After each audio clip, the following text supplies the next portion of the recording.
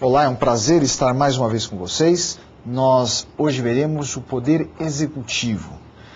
Diz o artigo 76 ser o executivo exercido pelo presidente da República, revelador de princípio fundamental fora do título 1, qual seja o que aponta para o sistema presidencialista de governo.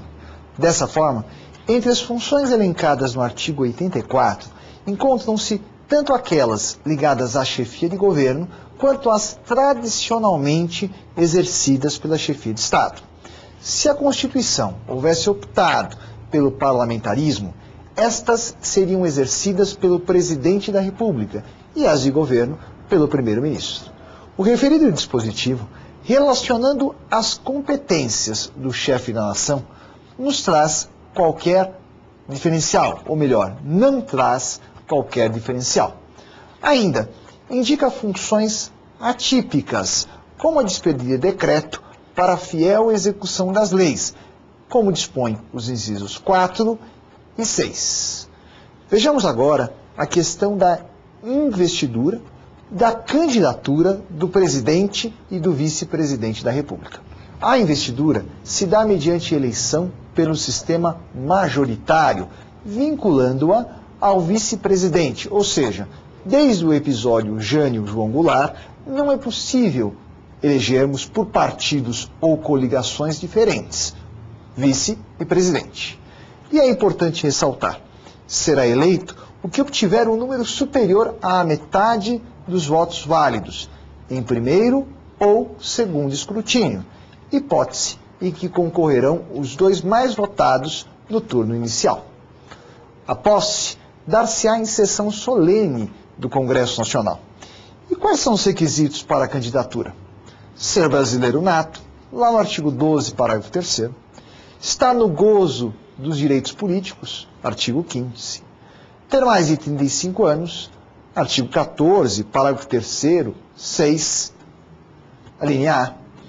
Filiação e indicação partidária, artigo 14, parágrafo 3º, inciso 5. Como já dito, se nenhum dos candidatos alcançar a maioria dos votos válidos em primeiro turno, os dois primeiros colocados serão convocados para um segundo turno, e se houver impedimento, ulterior ao primeiro pleito de candidato selecionado, convocar-se-á o terceiro colocado, substituindo-o, como previsto no artigo 77, parágrafo 4º. E havendo empate, preferido, não preterido, será o mais idoso. Vejamos a posse agora. Quanto à posse, vale a leitura do artigo 78. In verbis. Artigo 78.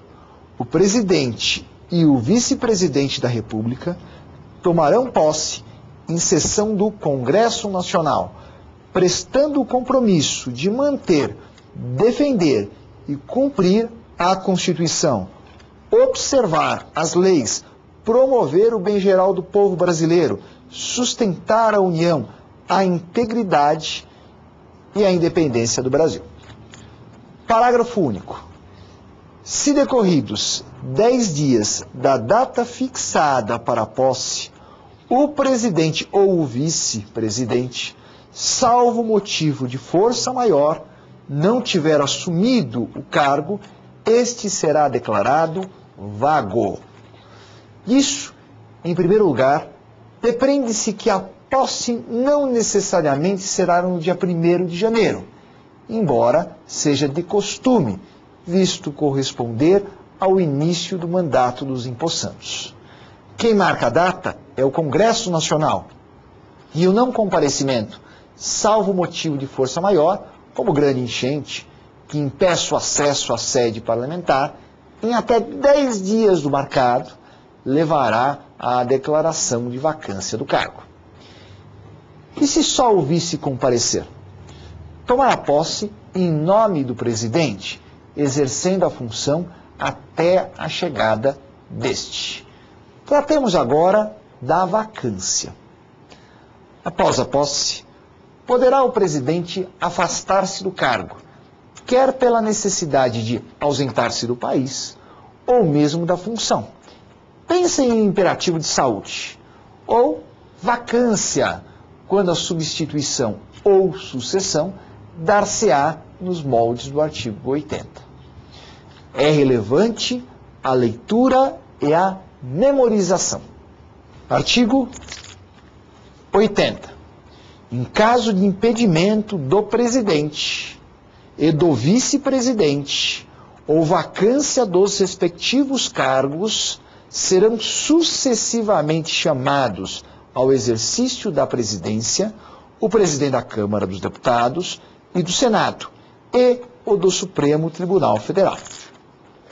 Daí se percebe ser o vice o substituto e sucessor natural do presidente da República, no caso de vacância deste cargo, assumindo para cumprir integralmente o mandato do primeiro. Lembre-se do Tancredo e do José Sarney. Este não assumiu e cumpriu todo o mandato do eleito? Sim. No que tange aos demais, assumem inteiramente, ou melhor, inteirinamente, e devem convocar eleições, com uma peculiaridade. Os eleitos terão mandato tampão, não integral, não de 4 anos, mas do tempo que faltar para o fim do originalmente proposto. E como será feita a eleição? Ocorrendo a vacância nos 2 primeiros anos do período presidencial, atenção, será realizada de forma direta, ou melhor, votaremos. De outro lado, se a ausência do presidente e do vice der-se nos 2 últimos anos do mandato, o escrutínio será indireto, votando apenas os membros do Congresso Nacional. Nos 2 casos, repito, os eleitos apenas cumprirão o lapso faltante, nada mais. Vejamos agora as funções do vice-presidente da República. O vice-presidente da República possui funções próprias e impróprias. Estas são as que decorrem de convocação do presidente da República para missões especiais decorrentes da administração da União, chefia de governo, ou da República Federativa do Brasil, chefia de Estado, como a visita oficial a país estrangeiro. Já as funções próprias são as de substituir e suceder o presidente, de participar dos conselhos da República e da Defesa, que veremos mais à frente, e outras previstas na lei complementar encomendada pelo parágrafo único do artigo 79. Quem falta? Os ministros de Estado. Os ministros de Estado são tratados pelos artigos 87 e 88 da Constituição Federal. O primeiro, afirmando a necessidade de que tenham 21 anos, estejam em pleno exercício dos direitos políticos. Dessa forma, se presente qualquer das circunstâncias do artigo 15, não se poderá nomear. Vejamos. Artigo 15. É vedada a cassação de direitos políticos, cuja perda ou suspensão só se dará nos casos de: inciso 1, cancelamento de naturalização por sentença transitada em julgado. Inciso 2, incapacidade civil absoluta. Inciso 3, condenação criminal transitada em julgado, enquanto durarem os seus efeitos. Inciso 4, recusa de cumprir obrigação a todos imposta ou prestação alternativa, nos termos do artigo 5º, inciso 8º. Inciso 5, improbidade administrativa, nos termos do artigo 37, parágrafo 4º. E qual a sua competência? Pode ser resumida na coordenação da pasta que lhe foi atribuída, bem como, isto é importante, referendar os atos e decretos assinados pelo presidente da República. Mas o que é isto? Referendar significa concordar, razão pela qual todos os decretos do presidente também são assinados pelos ministros pertinentes. Assim, se o decreto visar a regulamentação de lei sobre transgênico, deverá ser assinado também pelos ministros da Agricultura e da Ciência e Tecnologia. Se o ministro negar-se ao referendo, o decreto será inválido? Muito se discute sobre o tema. Porém, desconhece-se efeito prático, pois não é ato comum a negativa, da qual certamente resultaria a exoneração imediata e a nomeação de um outro, que com certeza realizaria o ato. Não obstante, diz a melhor doutrina, ocorrer mera irregularidade, capaz, ou melhor, incapaz, de invalidade do ato presidencial.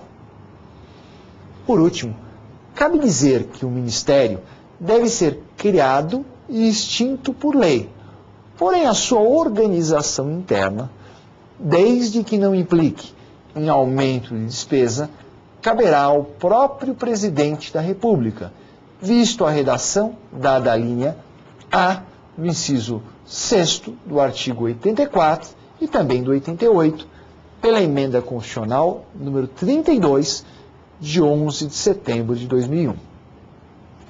É importante que vejamos o primeiro dos dispositivos citados. Artigo 84.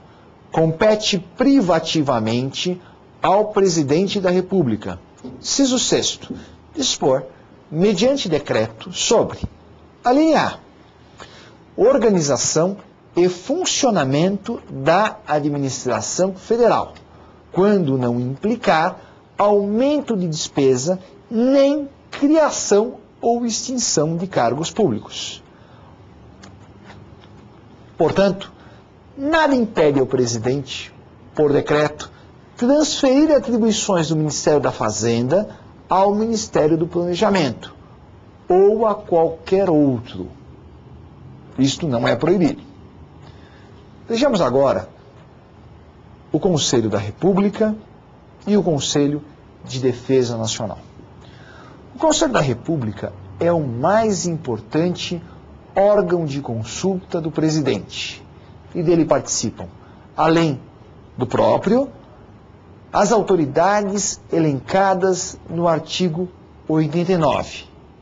6 cidadãos brasileiros natos, com mais de 35 anos de idade, nomeados paritariamente pelo chefe de Estado, pelo Senado e pela Câmara dos Deputados. Compete-lhe discutir questões relevantes para a estabilidade das instituições democráticas, bem como a viabilidade de intervenção federal, estado de defesa e de sítio, mediante convocação presidencial.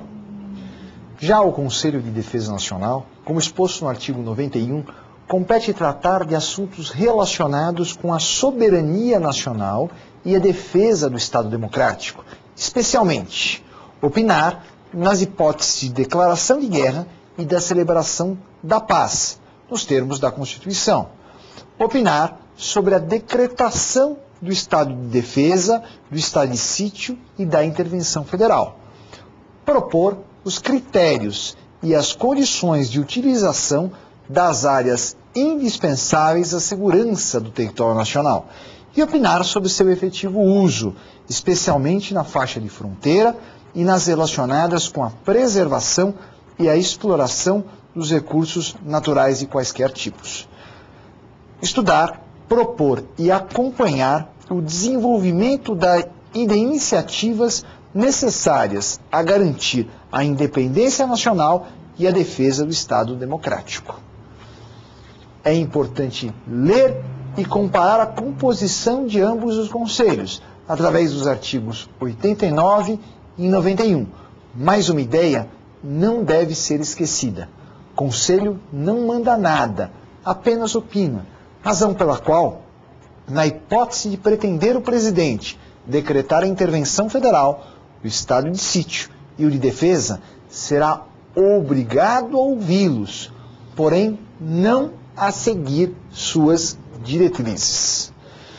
Vejamos agora a responsabilidade penal e política do presidente da República. Antes de mais nada, convém aduzir a inexistência de imunidade penal do presidente da República.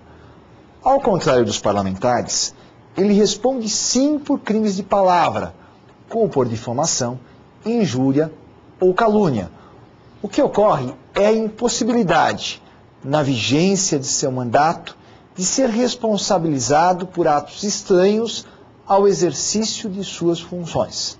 Vale dizer, se o presidente, em final de semana na praia, resolve bater a carteira de outro visitante, não poderá ser processado até o término do mandato, visto ser o ato estranho à sua função.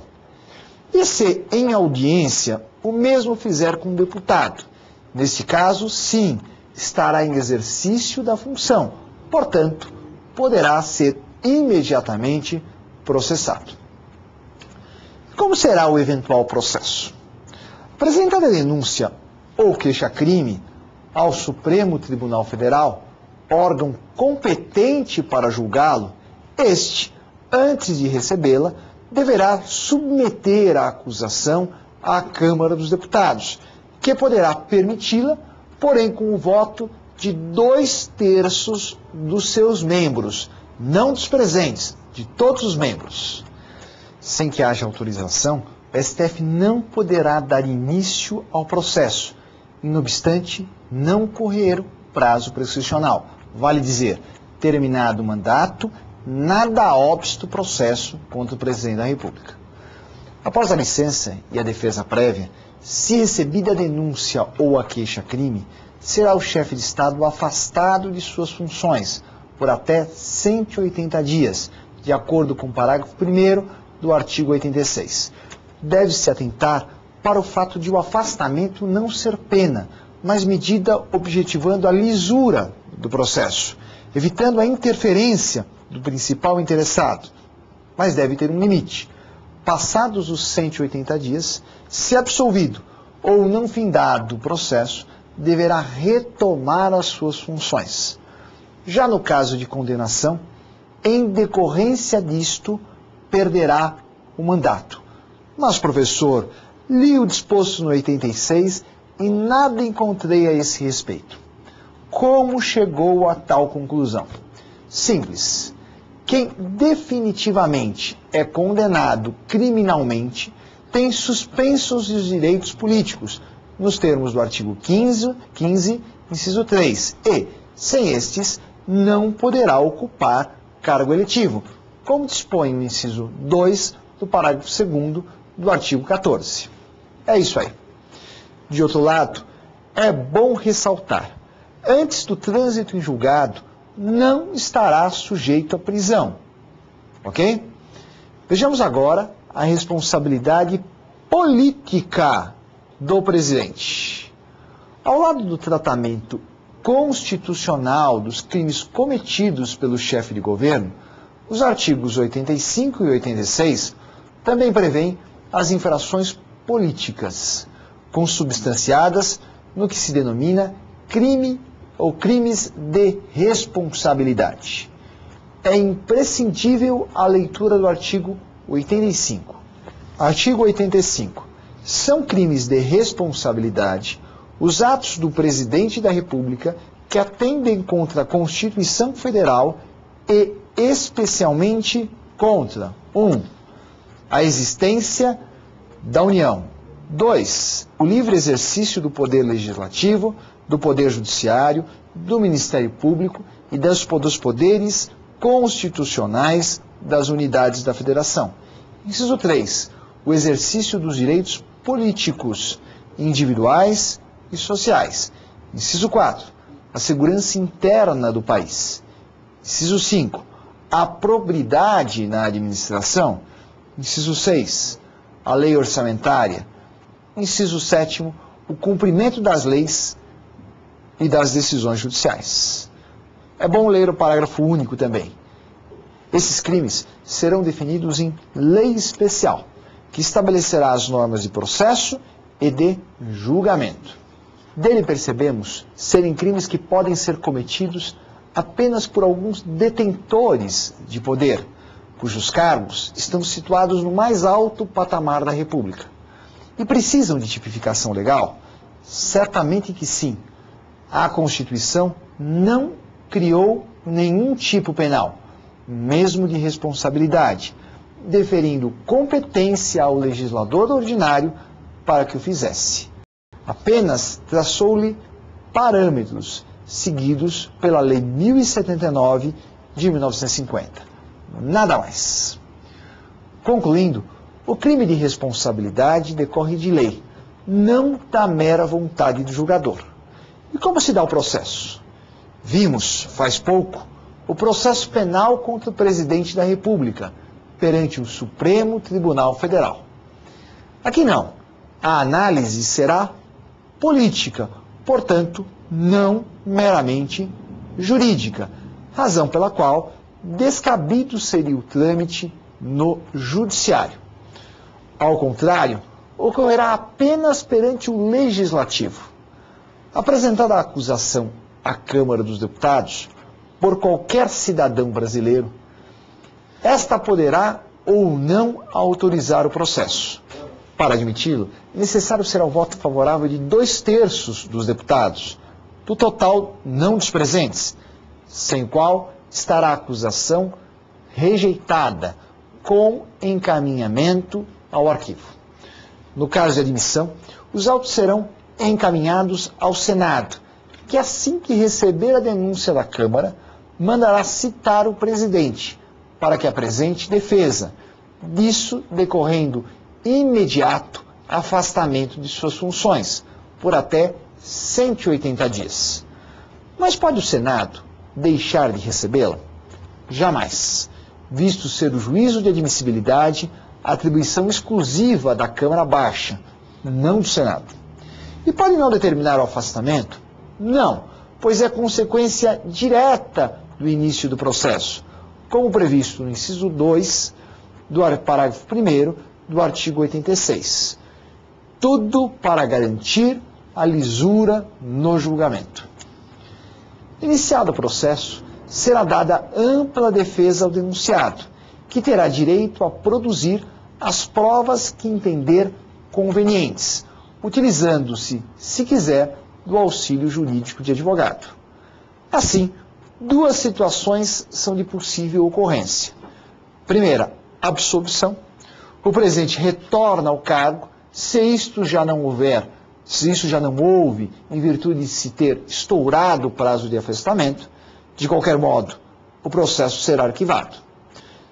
Segunda, condenação, sempre por 2/3 dos votos dos senadores, presidido o Senado, sem voto, pelo presidente do Supremo Tribunal Federal.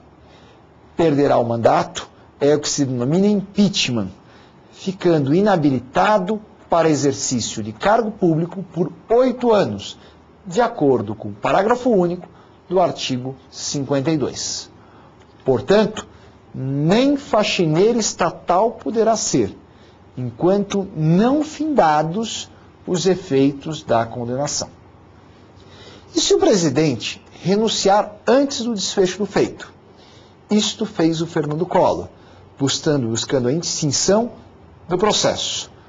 Ao contrário, decidiu o Senado, sem objeção do Supremo, pelo trâmite do processo, a fim de permitir a inabilitação para o exercício de cargo público por 8 anos, visto que mandato já não mais existia. E tal deslinde, de fato, ocorreu. Vejamos agora um pouco de administração pública. Quando se fala em administração pública, estamos fazendo referência ao conjunto de órgãos instituídos para o desempenho das funções de governo, tipicamente do Executivo, porém também exercida pelo Legislativo e Judiciário, de forma atípica. É a atividade sublege, isto é, infralegal, de quem segue o princípio da legalidade estrita. Nesse sentido, pensemos no Legislativo. Quando exerce suas funções típicas, editar normas gerais e fiscalizar, não está funcionando como administração pública.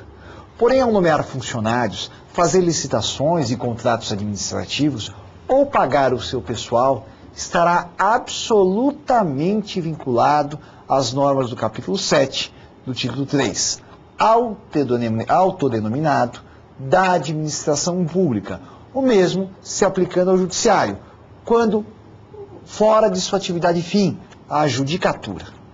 E só a União, ao referido capítulo, está vinculada? De forma nenhuma.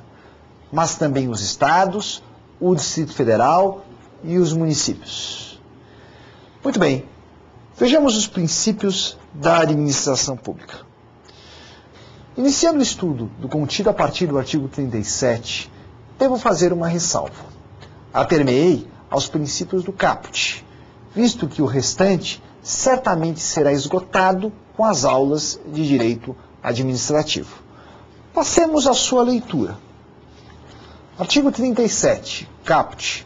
A administração pública direta e indireta de qualquer dos poderes da União, dos Estados, do Distrito Federal e dos municípios obedecerá aos princípios da legalidade, impessoalidade, moralidade, publicidade e eficiência.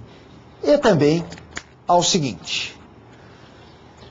Vejamos em primeiro lugar o princípio da legalidade.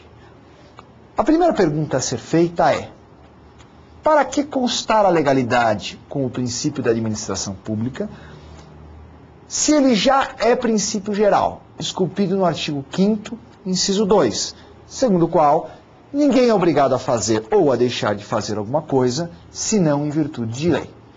A indagação deve ser respondida nos seguintes termos.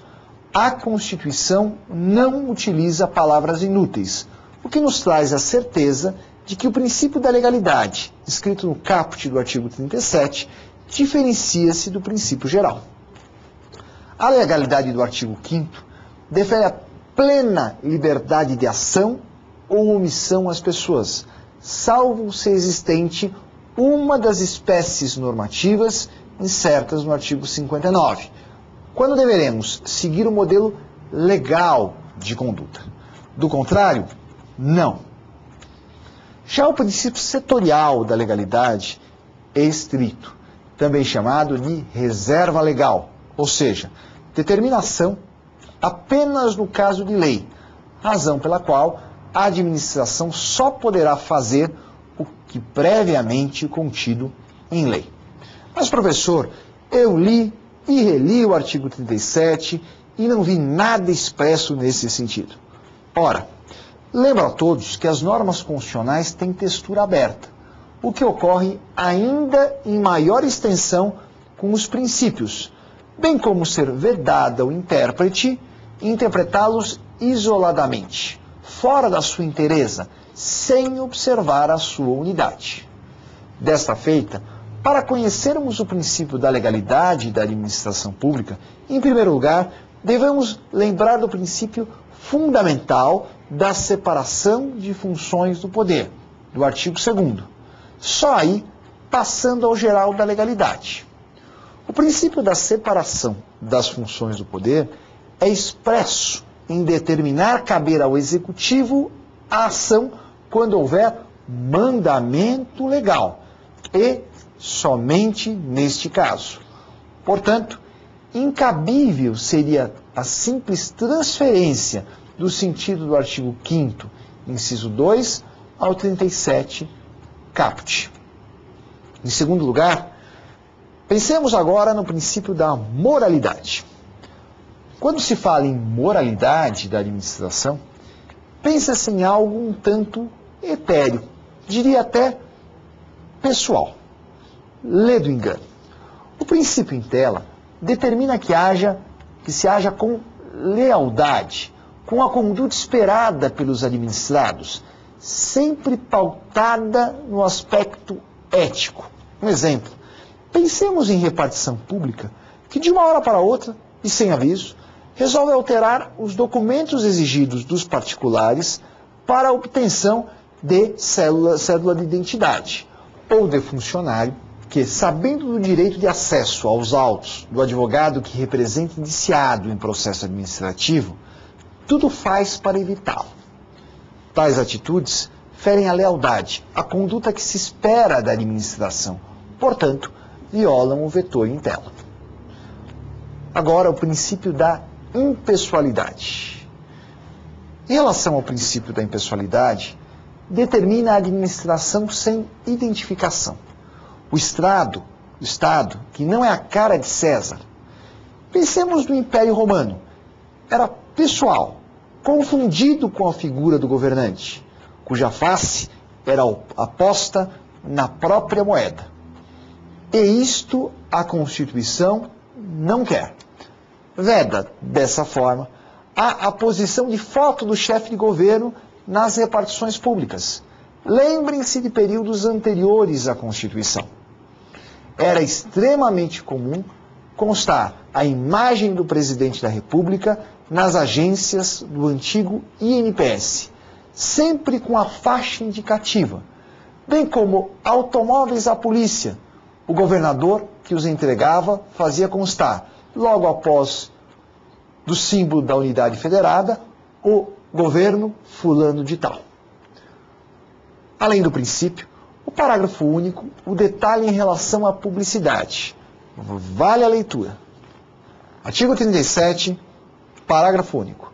A publicidade dos atos, programas, obras, serviços e campanhas dos órgãos públicos deverá ter caráter educativo, informativo ou de orientação social, dela não podendo constar nomes, símbolos ou imagens que caracterizem promoção pessoal de autoridades ou servidores públicos. Ora, proibido está, de forma expressa, a publicidade objetivando identificar a obra ou o serviço com os símbolos do governante, ou mesmo partidários. A obra é do Estado ou do município tal, somente. Vejamos agora o princípio da publicidade. Ao aduzir ao princípio da publicidade, o caput do artigo 37 reza serem os atos administrativos acessíveis ao público em geral, mesmo sem interesse direto, o que é a expressão da República, segundo a qual quem administra o faz em nome de outrem, do povo, razão de dever prestar contas dos seus atos. E não há dúvida, a publicidade, o quanto mais ampla possível, garante a lisura no trato da coisa pública. Não obstante, será sempre ampla? Lógico que não. Alguns atos são incompatíveis com a publicidade dessa forma, sob pena de ferirem a privacidade ou a intimidade das interessadas, como no inquérito policial, em que se determinou a quebra do sigilo fiscal ou bancário. Outros ainda devem ser sigilosos apenas, ou melhor, até mesmo aos interessados. Pensem em investigação da Agência Brasileira de Inteligência sobre grupos terroristas aqui infiltrados.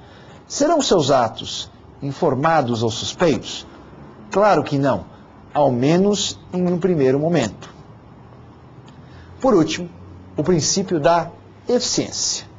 O princípio da eficiência foi incorporado à Constituição pela Emenda 19, de 4 de junho de 1998. O que pretendeu? Dar poder às agências reguladoras, contemporâneas ao novo texto. Qual é a interpretação? Dá maior poder ao judiciário no controle dos atos discricionários da administração, aqueles em que a lei não traça apenas os elementos, deixando margem de liberdade ao servidor. Pensemos no dever da Polícia Militar em dispersar passeata, obstáculo de acesso a um grande hospital. A lei determina a atuação policial, mas como?